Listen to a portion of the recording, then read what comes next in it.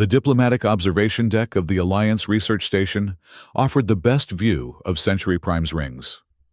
Dr. Quist found himself returning here whenever the pressures of xenoanthropology became too intense.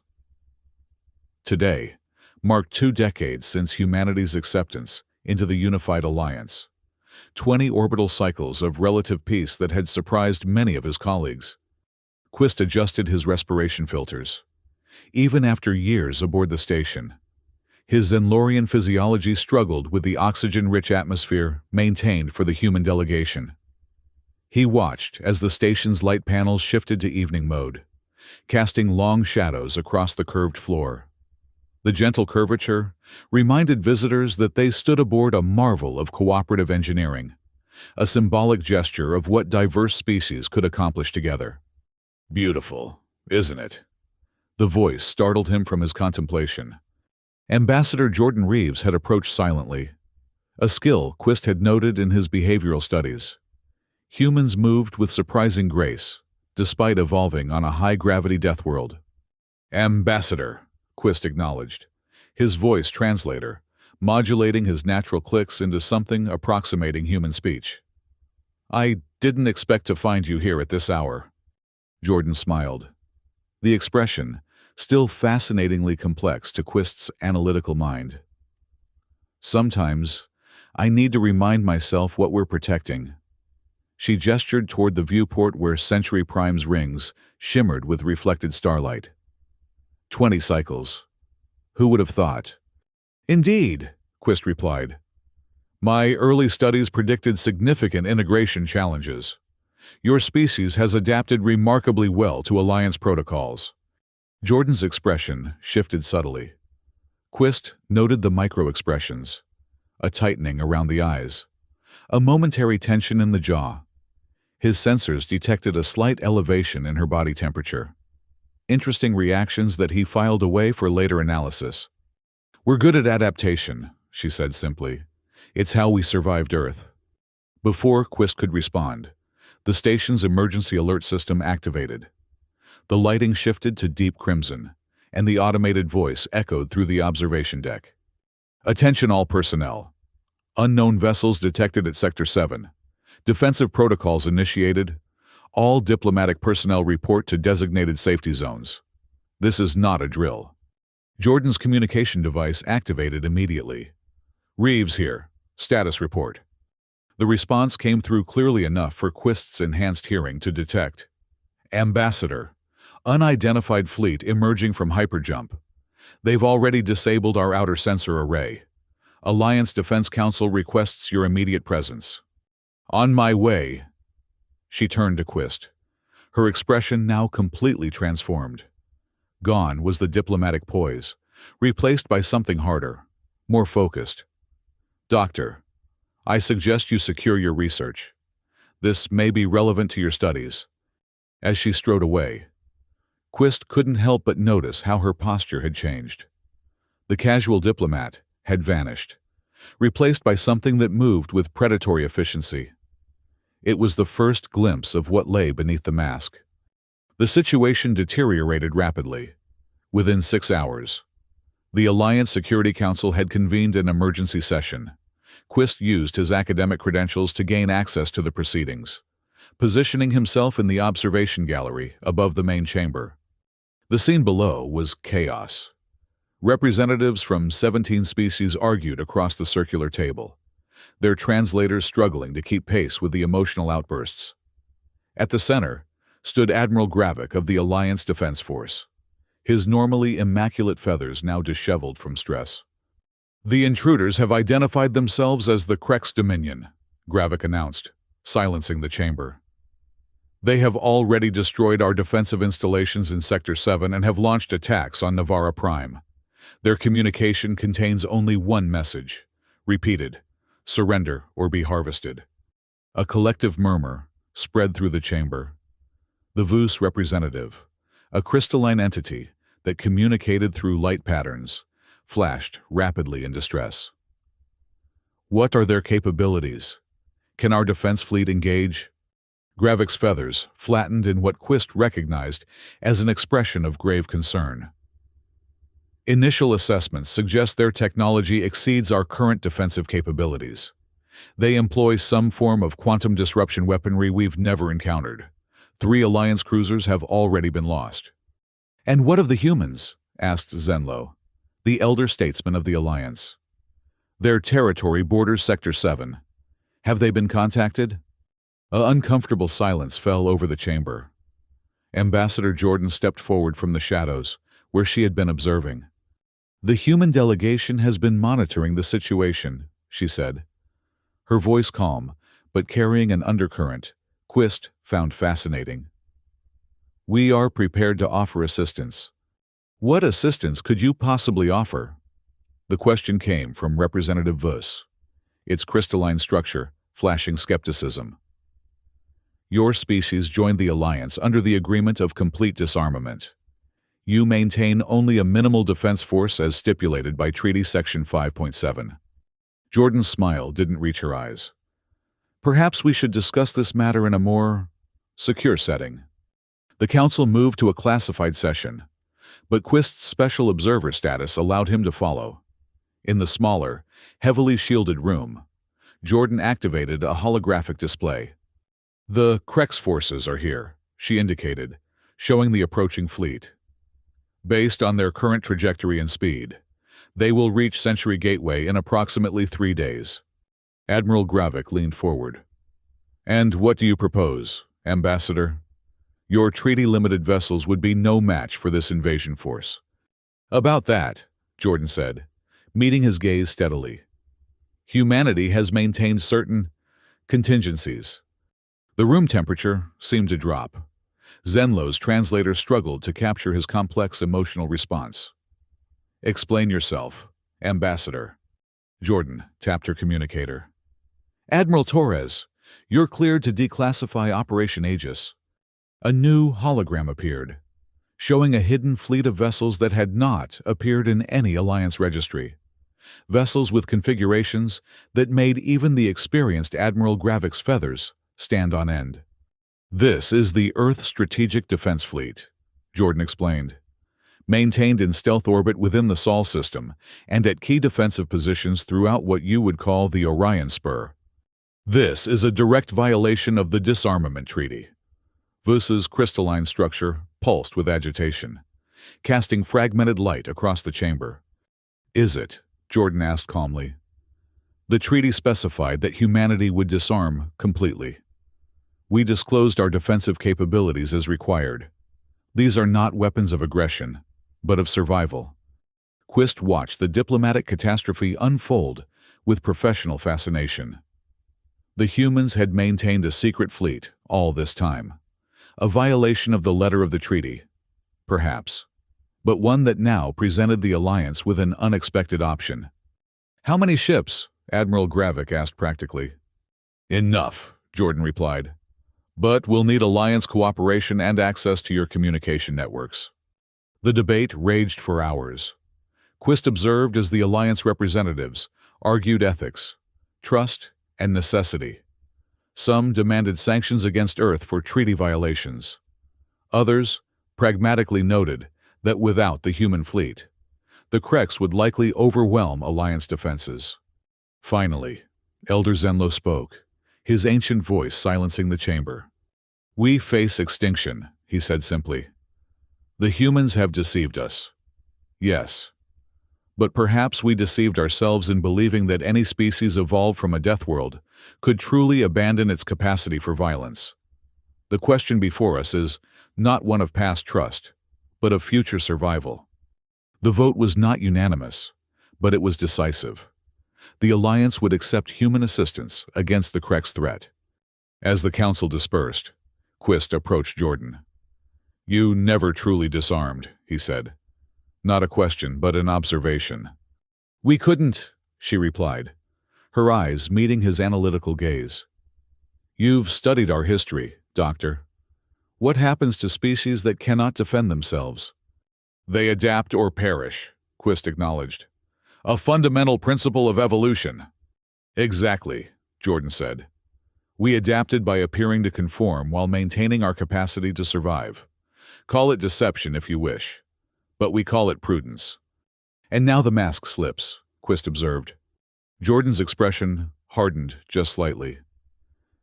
Not completely, Doctor. Pray you never see humanity with the mask fully removed.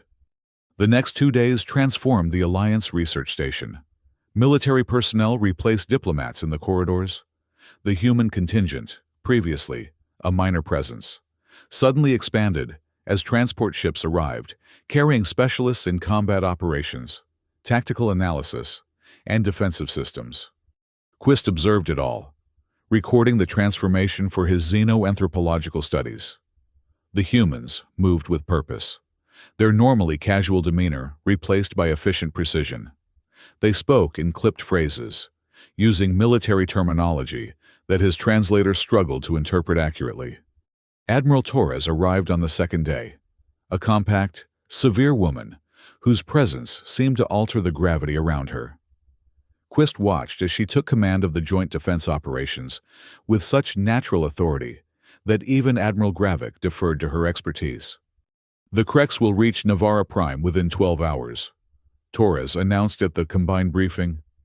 We've evacuated as many civilians as possible, but our primary focus must be on defending the Century Gateway. If they breach that position, they'll have a direct route to 17 populated systems. What do we know about their combat techniques? Asked Gravik.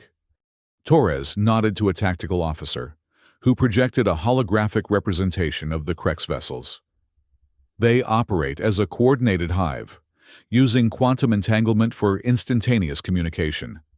Each vessel functions as part of a greater whole, rather than as an individual unit. Like your Earth insects, observed Zenlo. Fascinating adaptation. Yes, Torres agreed. But it creates a strategic vulnerability. They rely on central coordination nodes. Disrupt those, and their tactical advantage falters. And how do you propose to exploit this vulnerability? Gravik asked. Torres's expression was unreadable. We have several options, none of them pleasant. The first reports from Navarra Prime arrived 6 hours later. The Krex had bypassed the defensive fleet and targeted the planet directly. Images showed massive harvester ships descending into the atmosphere, deploying collection mechanisms that scoured the surface of all organic matter. Quist watched as the Alliance representatives reacted with horror to the footage. The humans, however, displayed a different response. They studied the attack patterns, noting vulnerabilities, discussing tactical approaches with a detachment that bordered on clinical. This is how they feed, Torres explained to the stunned council. The Krex are a collective consciousness that converts biological material into energy. They don't conquer, they consume. How can you be so calm? Demanded the VUS representative, its crystalline structure pulsing with distress. Billions of lives are being harvested. Admiral Torres turned to the alien diplomat, her expression grim. Because I've seen this before. In our history, species that prey on others. The calm isn't indifference, it's focus. To stop this, we need clear heads. Jordan added, On Earth, we have a saying, righteous anger feels good, but cold calculation wins wars. As Navarra Prime fell, the human fleet moved into position around Century Gateway. Quist obtained permission to observe from aboard the Alliance command vessel, where he could document both Alliance and human military protocols. For his research, he told himself, though he recognized his own morbid fascination with how the Deathworlders would respond to an existential threat. The human vessels were unlike anything in the Alliance registry, where Alliance ships favored elegant, efficient designs with visible weapon systems. The human fleet consisted of angular, asymmetric craft with few external features. They maneuvered with unexpected agility for their size, taking up defensive positions that, to Quist's eye, seemed almost provocative. They're inviting attack, he remarked to a human tactical officer named Ramirez. The woman nodded without taking her eyes from her display. Standard hunter tactics. Present yourself as vulnerable to draw the predator into a disadvantageous position. You see the Krex as predators, then? Ramirez glanced at him briefly. All intelligent life evolved from either predator or prey. Doctor, the Kreks never stopped being predators. Unfortunately for them, neither did we.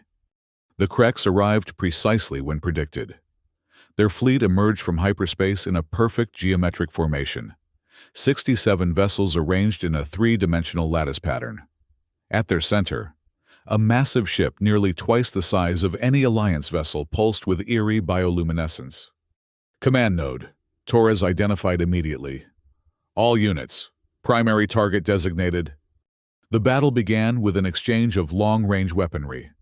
The Kreks fired first, quantum disruptors lashing out at the Alliance defensive line. Several Alliance vessels suffered immediate system failures, their hulls intact, but their propulsion and weapons rendered useless. The human response was measured, rather than engaging directly. Their ships launched what appeared to be simple projectiles toward the Kreks formation. "Kinetic impact weapons?" asked Admiral Gravik, clearly unimpressed. "Against quantum shielding?"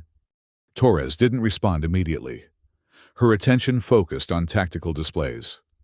The projectiles were intercepted well before they reached Kreks vessels, destroyed by point defense systems.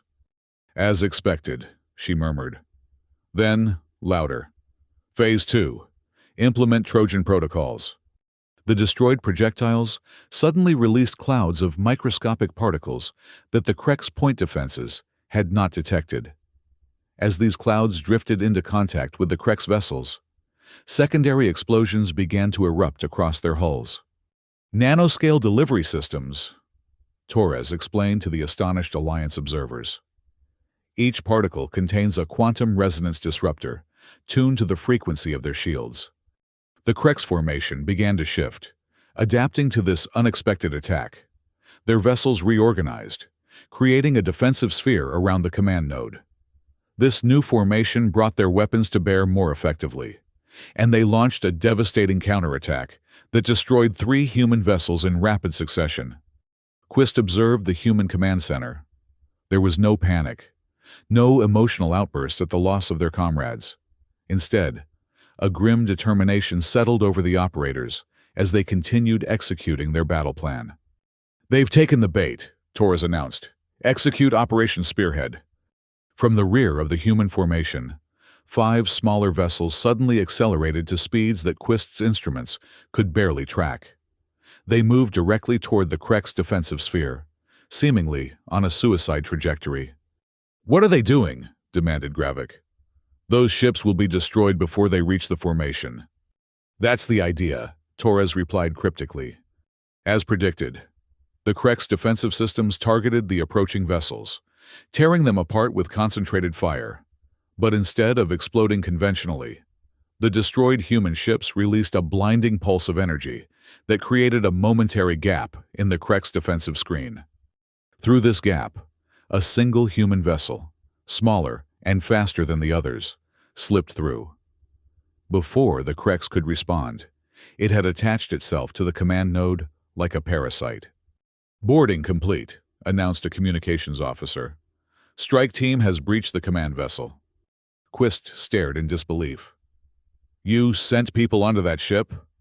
What possible advantage could a ground force have against a hive consciousness?" Jordan, who had been quietly observing until now, answered him.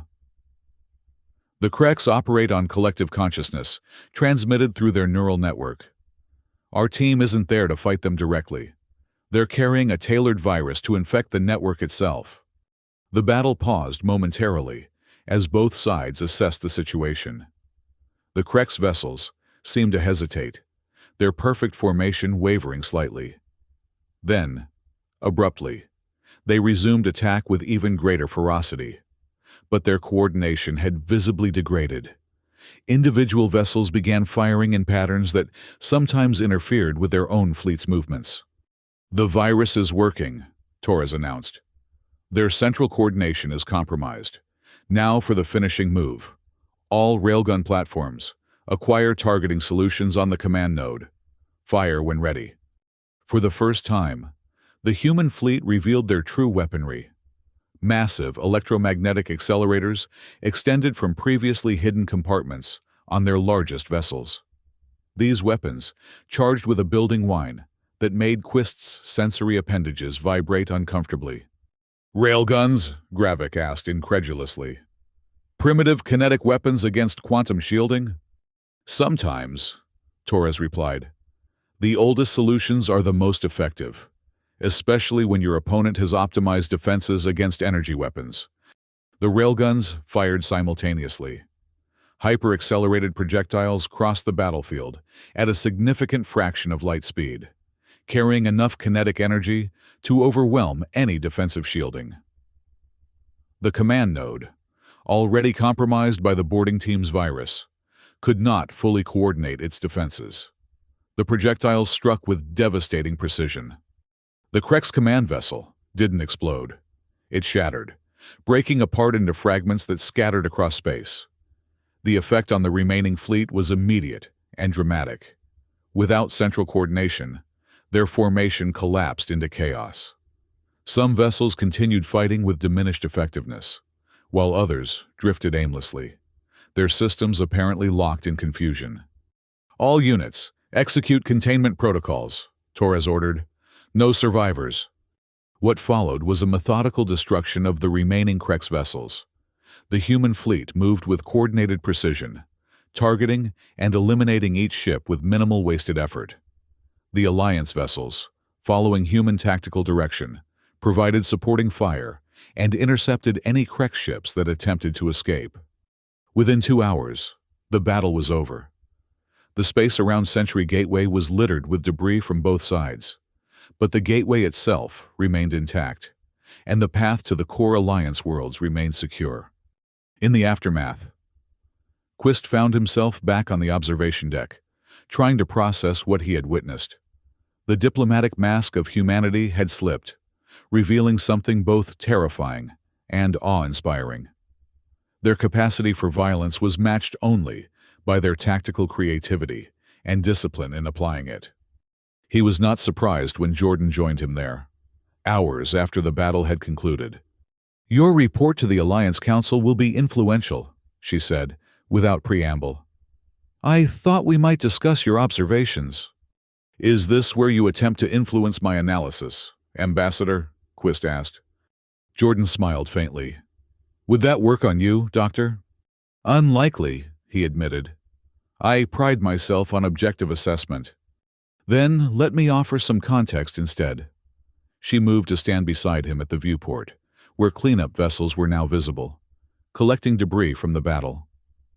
"What you saw today wasn't humanity at war, Doctor. It was humanity defending its allies." "A semantic distinction," Quist noted. "No," Jordan replied, her voice hardening slightly.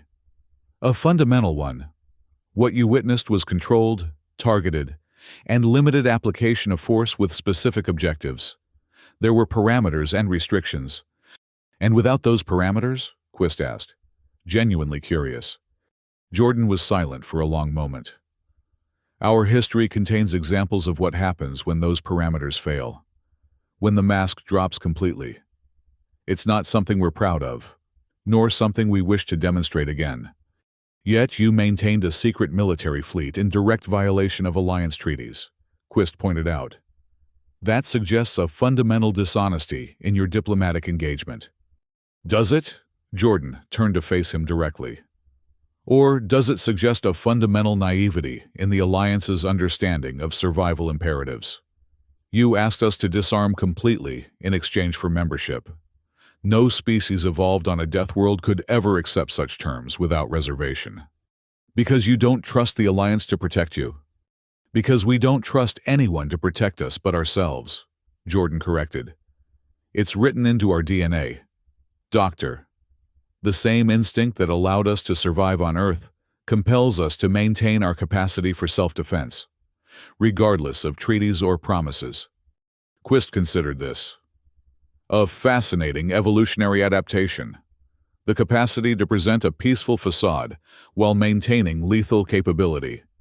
"It's not a facade," Jordan insisted. "The peace is genuine.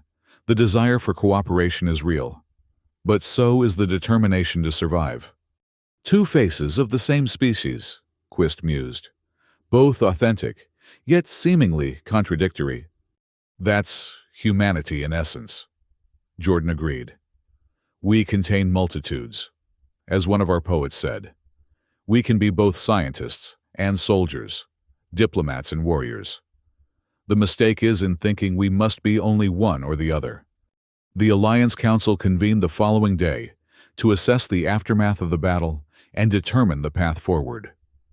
Quist presented his observations as part of the xenoanthropological record, attempting to maintain scientific detachment despite the profound implications of what he had witnessed. The human military response demonstrated several key characteristics, he explained to the assembled representatives. Tactical innovation, technological adaptation, and most notably, a capacity for controlled violence that exceeds anything previously documented in Alliance species. "Are you suggesting we should fear them?" asked Representative Vuss, its crystalline structure still showing stress patterns from the recent events. "Fear is an emotional response outside my analytical framework," Quist replied carefully. "I am suggesting that our previous assessment of human integration capabilities was based on incomplete data.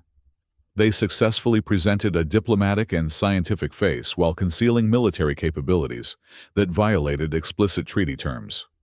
Admiral Gravik interjected. "Yet, without those capabilities, we might now be facing extinction.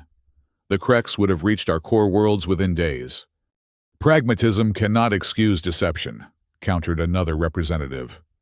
"If they concealed this, what else might they be hiding?" The debate continued along predictable lines. Some representatives argued for sanctions against Earth for treaty violations. Others advocated for a revised relationship that acknowledged humanity's military value to the Alliance. A few even suggested expulsion, viewing the humans as too unpredictable and dangerous for continued inclusion.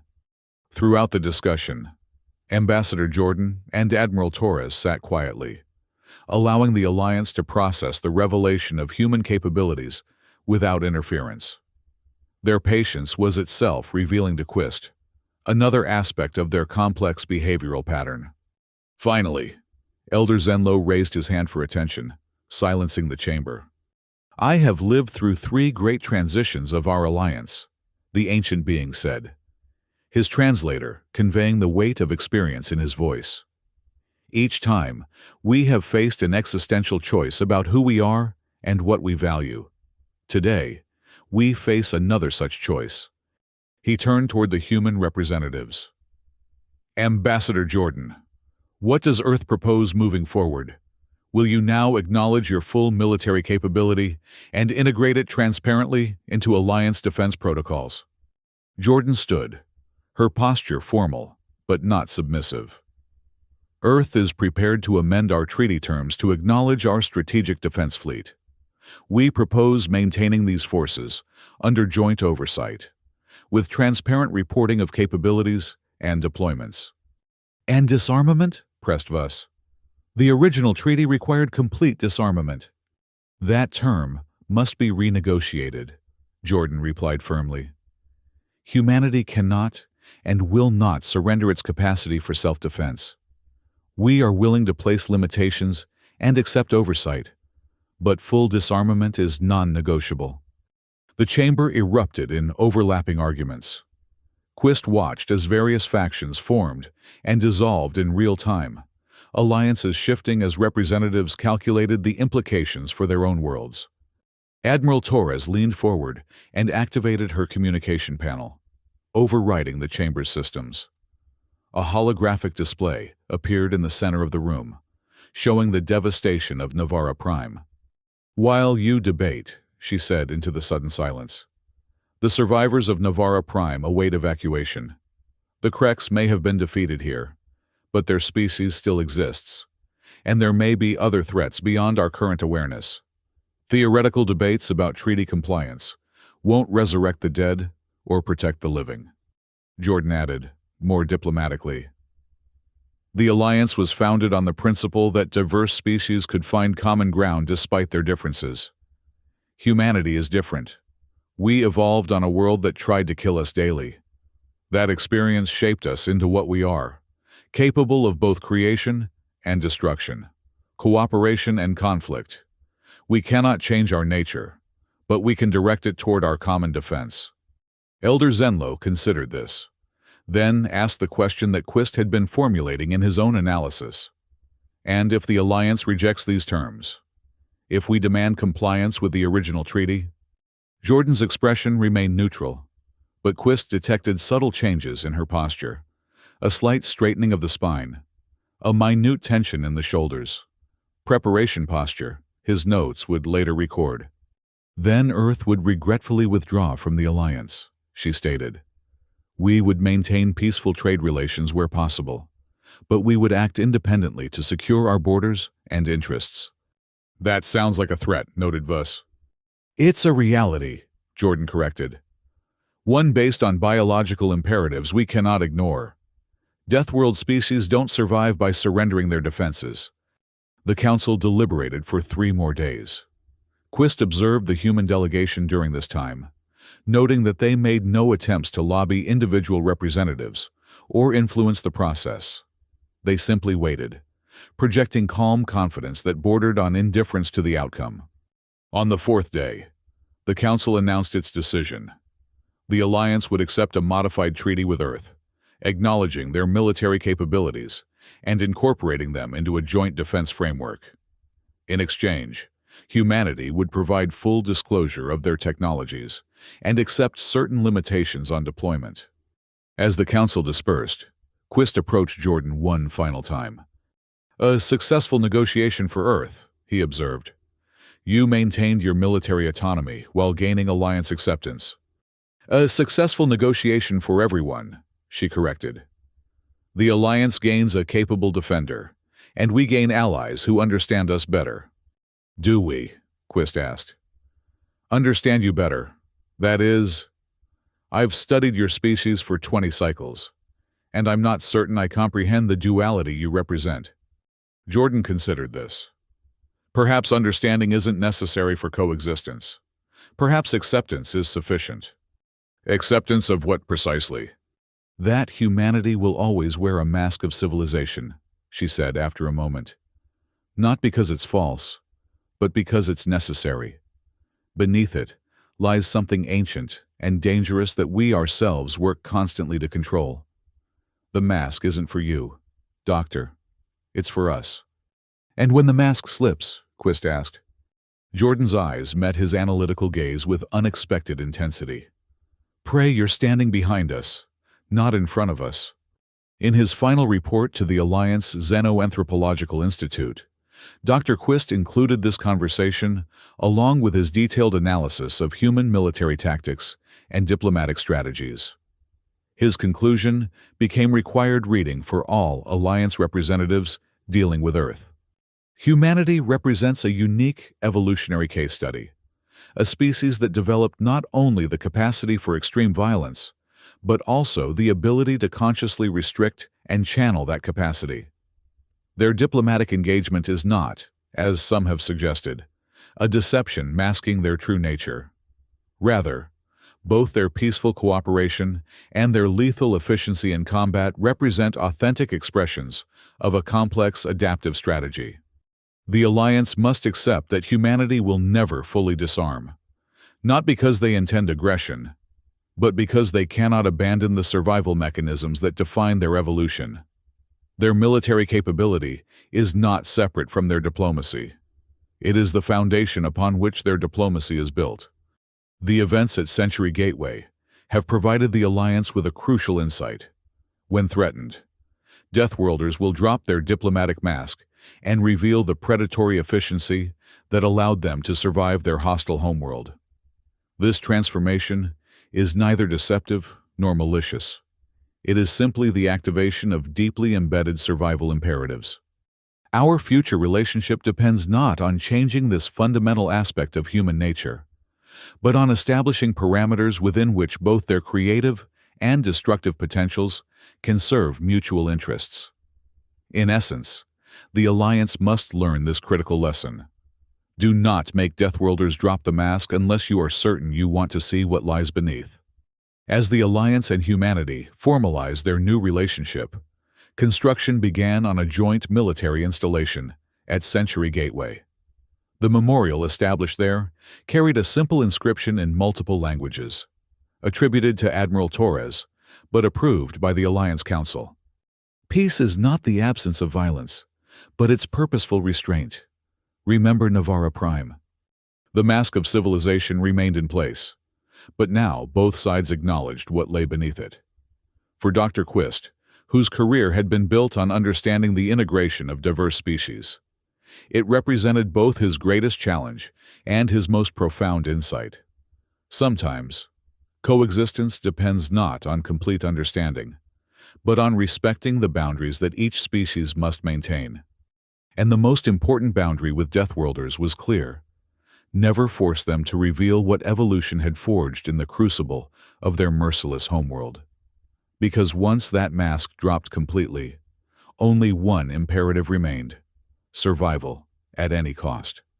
Jordan found Quist one final time before departing for Earth, where she would brief her government on the new treaty terms. "Your report was fair," she told him. "Surprisingly insightful for a non-human perspective." "I've had 20 cycles to study your species," he replied, "though I suspect I've only scratched the surface." "That's probably for the best," she said with a small smile. "We don't fully understand ourselves sometimes." "One question remains," Quist said. "The boarding party on the Krex command vessel. Did any survive?" Jordan's expression changed subtly. "All of them. The virus they carried affected only the Krex neural network." "But the vessel was destroyed," Quist pointed out. "By your own railguns."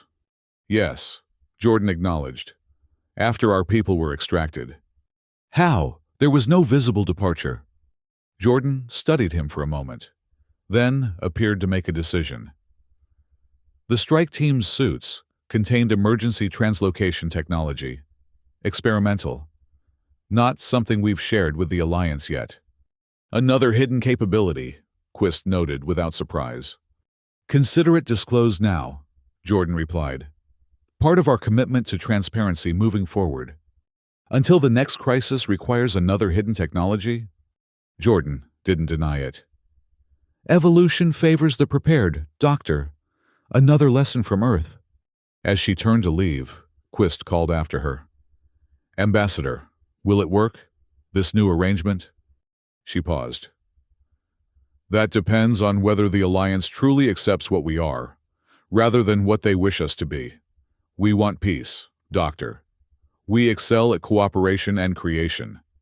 But never forget that we learned those skills on a world that taught us to kill or die. Both aspects are equally authentic." "The poet you quoted," Quist remembered. "We contain multitudes." "Walt Whitman," Jordan nodded. "He understood humanity's contradictions better than most. We can be your greatest allies, or your worst nightmare. The choice isn't entirely yours, but it isn't entirely ours either. It's something we'll determine together, cycle by cycle." As the human delegation departed, the Alliance settled into a new normal. Military exercises now included human tactical advisors. Scientific collaboration expanded into previously restricted areas. Trade relationships deepened as trust cautiously rebuilt. But something fundamental had changed in the relationship. The Alliance had glimpsed what lay beneath humanity's diplomatic mask, and that knowledge could never be unlearned. Some members found it reassuring, a powerful protector, standing between them and the darkness beyond known space. Others found it terrifying, the realization that they had invited predators into their midst, regardless of how well-behaved those predators might currently be. For his part, Dr. Quist continued his studies, documenting the ongoing integration process with scientific detachment. But in private moments, he would find himself on the observation deck, watching the stars and wondering about the other Deathworld species that might exist beyond Alliance space. Would they, too, wear masks of civilization over evolutionary imperatives of survival? And what would happen when those masks inevitably slipped? The universe, he concluded, was not divided simply between predator and prey. Peace and violence mask, and reality. The true complexity lay in species like humans, who had somehow evolved to be all of these things simultaneously: diplomatic and deadly, creative and destructive, allies and potential threats. History would record the Battle of Century Gateway as the moment when the Alliance truly began to understand their human members, not as the peaceful collaborators they pretended to be, nor as the violent warriors they could become, but as something more complex, a species that had mastered both creation and destruction and walked the razor's edge between them. The true lesson, inscribed now in Alliance diplomatic protocols and taught to every xenoanthropology student, was elegantly simple. Respect the mask that Deathworlders wear, for it protects you as much as it conceals them. And whatever you do, don't make them take it off unless you're prepared for what comes next.